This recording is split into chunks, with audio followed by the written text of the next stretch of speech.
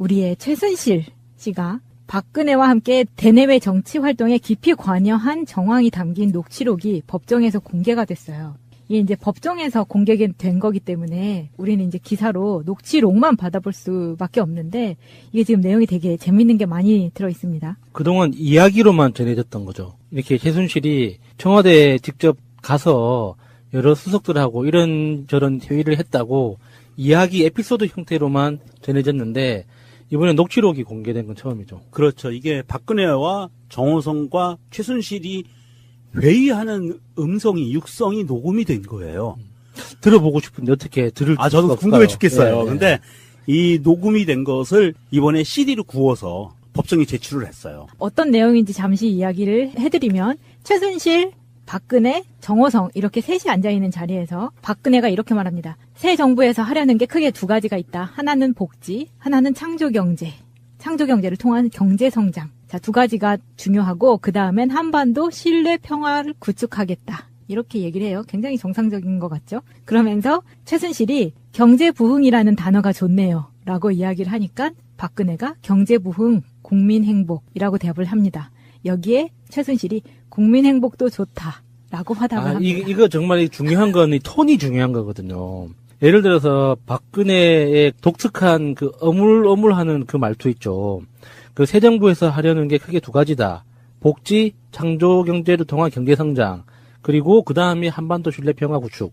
이렇게 유리하게 말하지는 않았을 거란 말이죠. 아, 그렇죠. 떠듬떠듬 했겠죠. 떠듬떠듬 뭐 이렇게 이런 키워드만 가지고 이야기를 하면 최 씨가 이제 경제부흥이라는 단어가 좋아. 그러니까. 딱 이렇게 이야기를 했지 않았을까. 마치 컨펌해주는 것처럼. 그래, 여기, 그러니까, 이게 좋다. 그러면 박근혜가, 경제부흥, 국민행복, 이렇게. 이게 이제 답해주고. 국민행복이라는 단어는 박근혜 공약사항 중에 하나였어요. 네.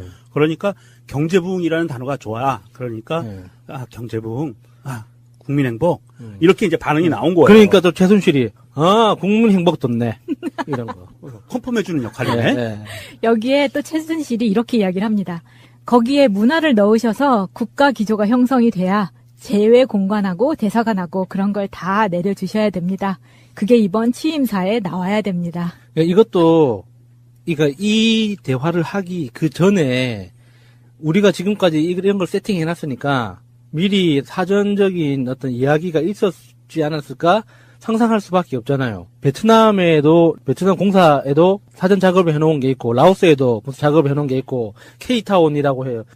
K타운이라고 해가지고 여러 군데 나라에다가 미리 깔아놓은 것들이 있었잖아요. 그래서 그런 것들을 하나로 묶어가지고 아도를 치려면 이제 취임사에 문화 관련된 이야기를 꼭 해야 된다. 그런 이야기였겠죠.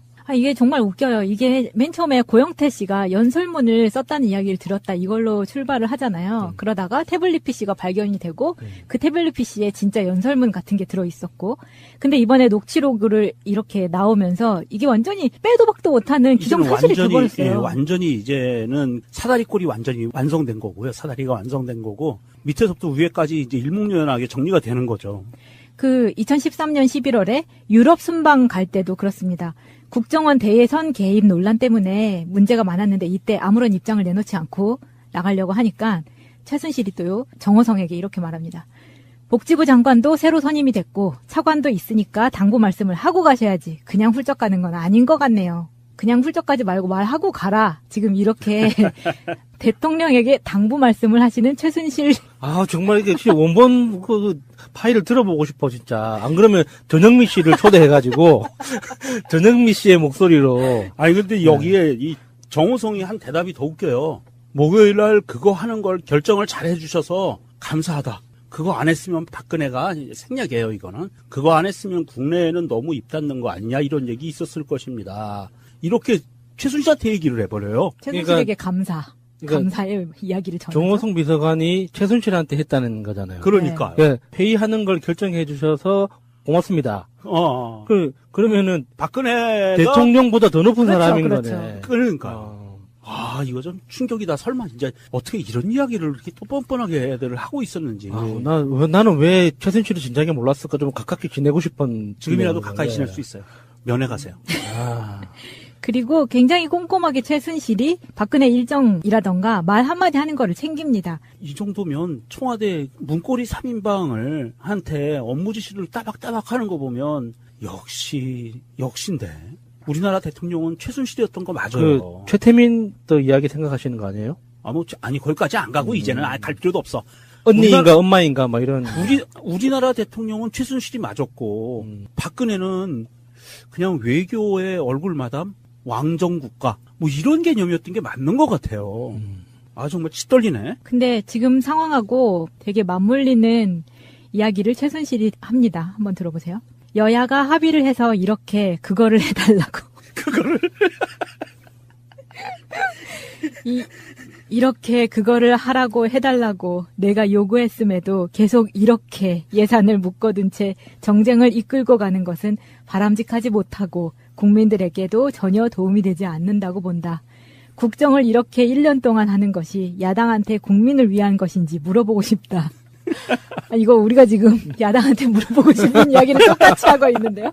그러면서 이런 말을 이런 식으로 한번 하려고 한다라고 그리고 지시를 내린 거 아니에요. 와, 진짜 최순실 대단하다. 그러면 박근혜가 그동안 얘기했던 박근혜 어록에 나왔던 박근혜 그 스타일의 그렇죠. 그 언어들이 최순실 어록이었던 거네. 그러니까 자기 둘만 알아듣잖아요. 그 대명사를 하나 이렇게 딱 두고 그렇게 그게 저게 이렇게와 저렇게와 그거를 딱 자기 둘만 알고 자기들 사이에서는 일종의 명사처럼 활용하는데 그러니까 주변에서 들으면 몰라 그걸. 그러니까 받아 적는 거야지. 네. 못 알아들으니까. 그러니까 증거가 다 남은 거야. 그래서 최초에 이게 명사에서 대명사로 전환될 때에 그 문장을 찾아내기 위해서 다 받아 적는 거네. 그렇지. 그렇지 않으면 알아들을 수가 없는 거예요. 그게 뭐지? 그걸 찾아봐야 돼. 문장 맥락에 맞는 그거를. 저 녹취록 안 들을래요. 듣다 보면 성격 이상해질 것 같아. 이게 지금 녹취록을 공개하는 자리에서 약간의 좀 이견이 있었는데 최 씨 쪽 변호인인 이경재가 증거 채택이 안 된 CD 파일이다. 이건 틀면 안 된다라고 이야기를 합니다. 그런데 재판부가 무슨 내용인지 알아들을 수가 없어서 같이 보면서 해야 무슨 얘기인지 귀에 들어온다. 그러면서 이 주장을 묵살하고 틀은 거예요. 그러니까 무슨 말이냐 하면 녹취록을 이렇게 A4 용지에 재판용 A4 용지에 이렇게 써 있을 거예요. 그 내용들이. 예.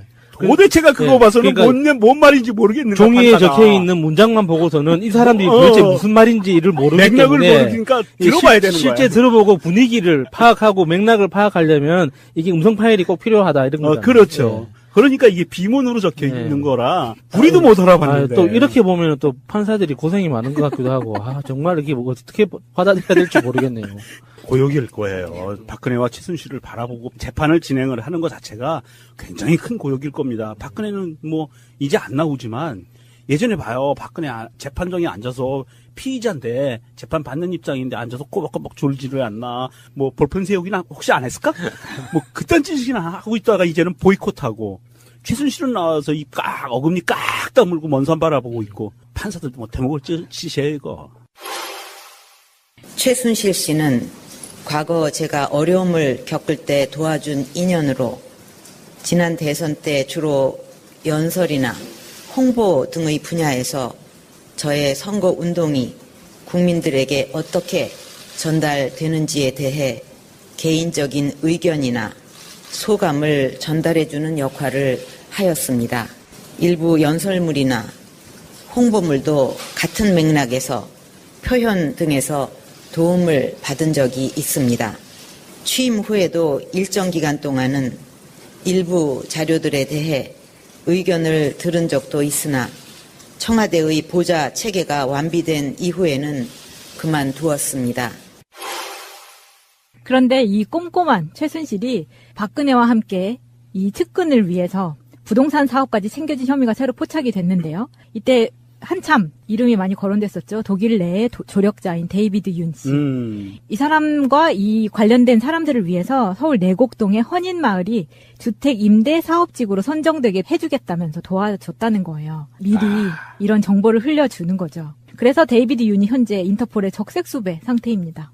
머지않아 잡혀 들어오겠네. 외모가 그냥 딱 보면은 알아보게끔 생겼더라고요. 아 그래요? 정유라 아기 돌잔치 독일에서 할 때 그 네. 사진에 찍혀 있어요. 그 데이비드라는 이름 자체가 그 다비드 상의 다비드에서 유래된 거 아니에요? 네. 그러니까 그렇게 비슷하게 닮았다는 거예요? 아니, 그렇진 않고, 백발에 그냥 딱 봐도 눈에 띄게 생겼는데, 이 사람하고 자영업자 한모 씨, 이 두 명이 이제 우선 수사 대상이고요. 이때 성공보수 50억 원을 약속을 받으면서 착수금 명목으로 3억 원을 받은 것이 검찰이 파악한 상태입니다. 뉴스테이 사업이라는 게 민간 사업자가 기업형으로 주택 임대업을 하는 것을 말하거든요. 뉴스테이 사업이라고. 그러니까 이게 쉽게 이야기하면 새로 안 짓고 기존에 있는 주택을 공공에서 매입을 해서 재분양하는 이제 이런 방식을 말하는 거죠. 아니 이제 그걸 민간이 예.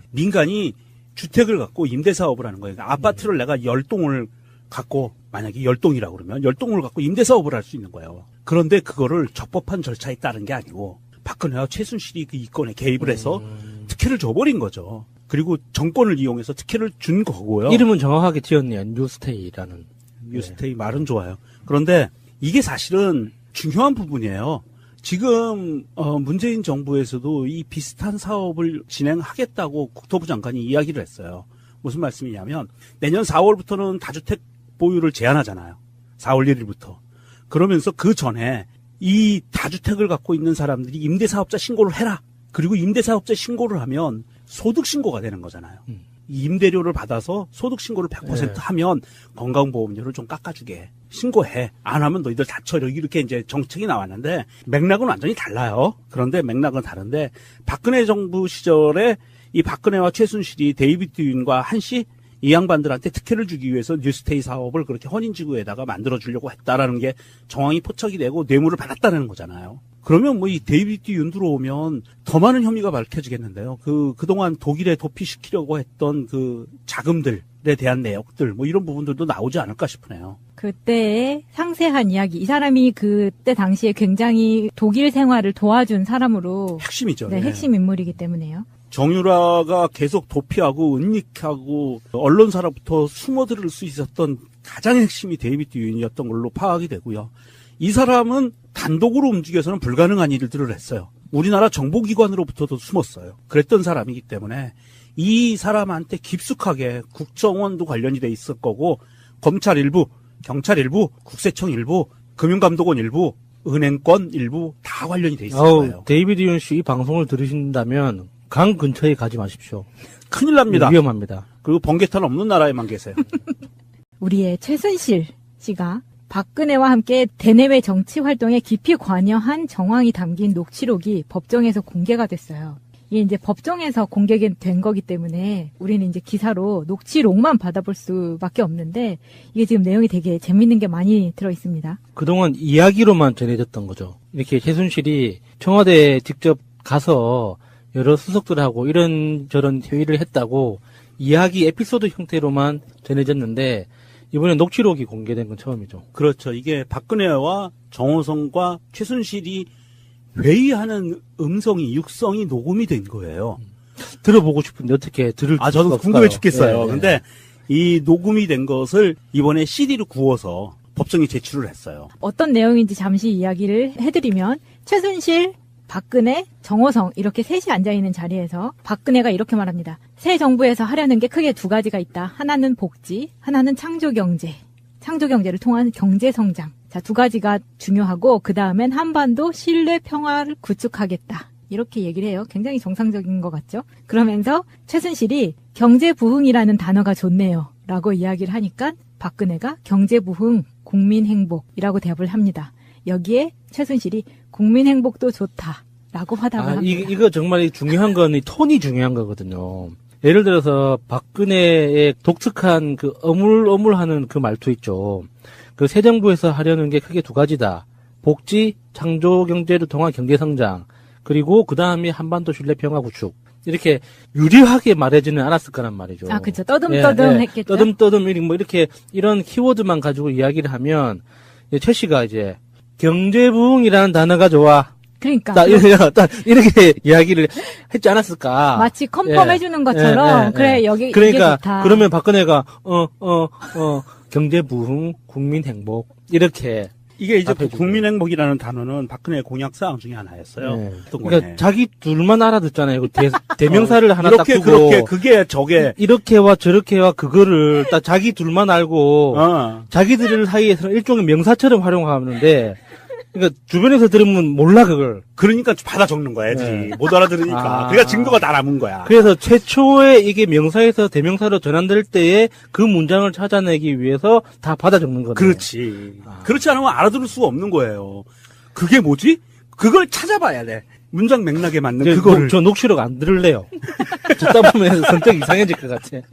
이게 지금 녹취록을 공개하는 자리에서 약간의 좀 이견이 있었는데 최 씨 쪽 변호인인 이경재가 증거 채택이 안 된 CD 파일이다. 이건 틀면 안 된다라고 이야기를 합니다. 그런데 재판부가 무슨 내용인지 알아들을 수가 없어서 같이 보면서 해야 무슨 얘기인지 귀에 들어온다. 그러면서 이 주장을 묵살하고 틀은 거예요. 그러니까 무슨 말이냐 하면 녹취록을 이렇게 A4 용지에 재판용 A4 용지에 이렇게 써 있을 거예요. 그 내용들이. 예.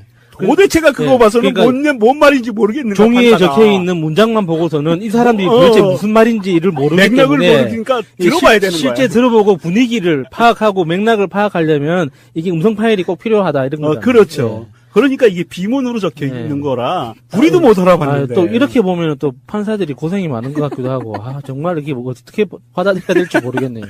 고역일 거예요. 박근혜와 최순실을 바라보고 재판을 진행을 하는 것 자체가 굉장히 큰 고역일 겁니다. 박근혜는 뭐 이제 안 나오지만 예전에 봐요. 박근혜 재판정에 앉아서 피의자인데 재판 받는 입장인데 앉아서 꼬박꼬박 졸지를 않나. 뭐 볼펜 세우기나 혹시 안 했을까? 뭐 그딴 짓이나 하고 있다가 이제는 보이콧하고 최순실은 나와서 어금니 깍 다물고 먼 산 바라보고 있고 판사들도 뭐 대목을 찌시해 이거. 최순실 씨는 과거 제가 어려움을 겪을 때 도와준 인연으로 지난 대선 때 주로 연설이나 결정을 잘 해주셔서 감사하다. 그거 안 했으면 박근혜가 생략이에요, 이거는. 그거 안 했으면 국내에는 너무 입 닫는 거 아니냐, 이런 얘기 있었을 것입니다. 이렇게 최순실한테 얘기를 해버려요. 최순실에게 감사. 그러니까 감사의 이야기를 전하죠. 정호성 비서관이 최순실한테 했다는 거잖아요. 그러니까. 예, 회의하는 걸 결정해 주셔서 고맙습니다. 그러면은 박근혜가. 대통령보다 더 높은 그렇죠, 사람인 그렇죠. 거네. 그러니까. 이거 좀 충격이다. 설마 진짜 어떻게 이런 이야기를 이렇게 또 뻔뻔하게 애들을 하고 있었는지. 나는 왜 최순실을 진작에 몰랐을까 좀 가깝게 지내고 싶은. 지금이라도 지내는 가까이 건데. 지낼 수 있어요. 면회 가세요. 그리고 굉장히 꼼꼼하게 최순실이 박근혜 일정이라던가 말 한마디 하는 거를 챙깁니다. 이 정도면 청와대 문고리 3인방을 한테 업무 지시를 따박따박 하는 거 보면 역시인데. 우리나라 대통령은 최순실이었던 거 맞아요. 최태민 또 이야기 생각하시는 거 아니에요? 아니 거기까지 안 가고 이제는 갈 필요도 없어. 언니인가 엄마인가 막 이런. 우리나라 대통령은 최순실이 맞았고 박근혜는 그냥 외교의 얼굴 마담, 왕정국가 뭐 이런 개념이었던 게 맞는 것 같아요. 정말 치 떨리네. 근데 지금 상황하고 되게 맞물리는 이야기를 최순실이 합니다. 한번 들어보세요. 여야가 합의를 해서 이렇게 그거를 해달라고. 그거를